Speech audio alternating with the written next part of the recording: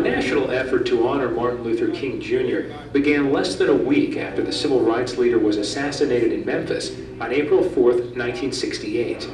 It took 15 years for that part of the dream to become a reality, when President Ronald Reagan signed the federal legislation creating a holiday honoring Dr. King in November of 1983. Arizona lawmakers, though, weren't quite ready to pass that particular holiday, so Governor Bruce Babbitt took his own action. Governor Babbitt called me at my house on a Friday afternoon, and to my surprise, and said, "Reverend, what do you think about me signing the Martin Luther King Jr. holiday as an executive order in your pulpit on Sunday morning?" For many in the First Institutional Baptist Church that day, it felt like a turning point in Arizona history. On May 18, 1986, in this pulpit, right where I'm standing, Governor Babbitt signed the executive order.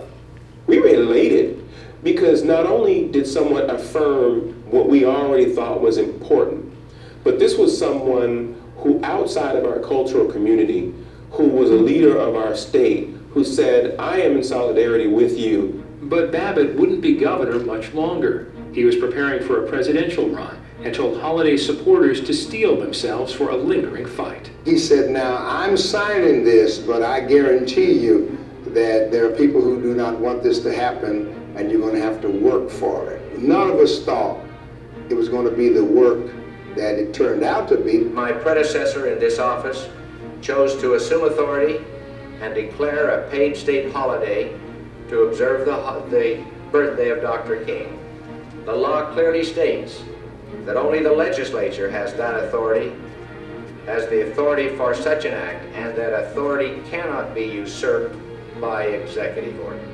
Governor Evan Mecham made rescinding the executive order one of his first acts in office, unleashing a firestorm of criticism and frustration from local and national figures, including the Reverend Jesse Jackson.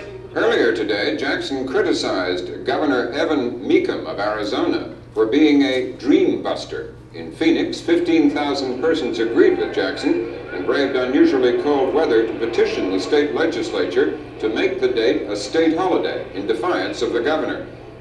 I just remember being shocked and confused and angry.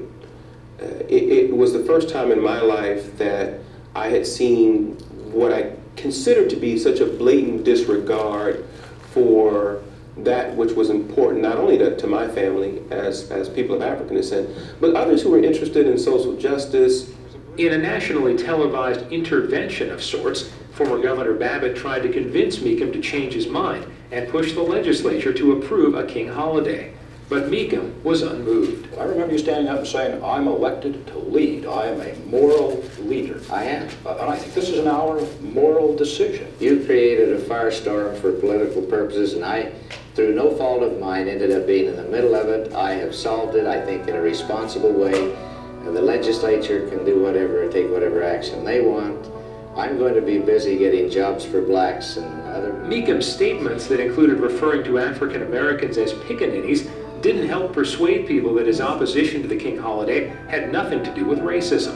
Across the nation, many Americans now believe they knew something about Arizona other than it had hot weather.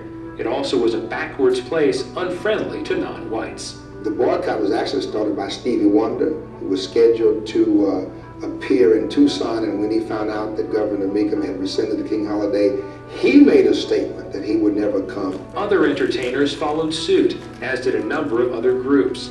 By May of 1987, the state had lost 17 meetings already scheduled for Phoenix, Tucson, or Sedona.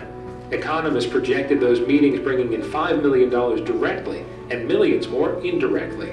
So behind the combination of idealists and a business community seeing dollar signs disappearing before their eyes, the Recall Mecham campaign got started. Is the Martin Luther King issue, though, the one that may perhaps get at least a certain segment of the populace more intensely motivated about this thing than some of the other issues? Perhaps so, and certainly it got it started. So yes, the Martin Luther King holiday was a terrible slap in the face to the black community. And yes, it is a part of the reason why we are calling for a recall. Signatures were gathered and momentum built to recall Governor Mecham. Former U.S. House Majority Leader John Rhodes was even recruited to run against Mecham. The special election wasn't needed, though, once the state legislature moved to impeach him for the misuse of state funds for his inaugural ball on April 4th, 1988, 20 years to the day of Martin Luther King's assassination. But a state-approved holiday still wasn't in the offing. A pair of competing referenda were both defeated by voters in 1990. Some blame the defeats on the National Football League's threats. The eye has learned that the league is taking nothing for granted. Should the referendum be defeated, the NFL has already prepared a statement announcing that in an unprecedented move, it will take back the Super Bowl awarded to Phoenix for 1993. So that created a real firestorm of disappointed, of upset people here saying, who in New York has the right to influence how we should vote in Arizona. But the efforts to bring a King holiday to Arizona didn't stop. And finally, in November of 1992, Arizona voters passed Proposition 300. The Martin Luther King Jr. Civil Rights Day would be commemorated on the third Monday in January. Arizona became the first state in the nation with a voter-approved King Day. It was fantastic because it was an affirmation of the potential for positive change, not only in Arizona, but America. There was a lingering feeling among some, though, that it shouldn't have had to take such a long time. I would like to say that it was simple moral suasion, right, that moved them. We should be proud that we did what we did.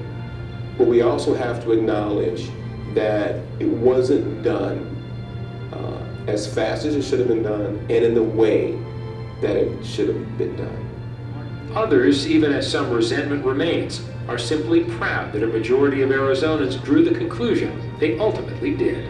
Martin Luther King represented causes larger than himself, and so it's really not just a Martin Luther King holiday. It's about civil rights. It's about America living up to what it had in its Constitution and the preamble that we never practiced until we were forced to do it.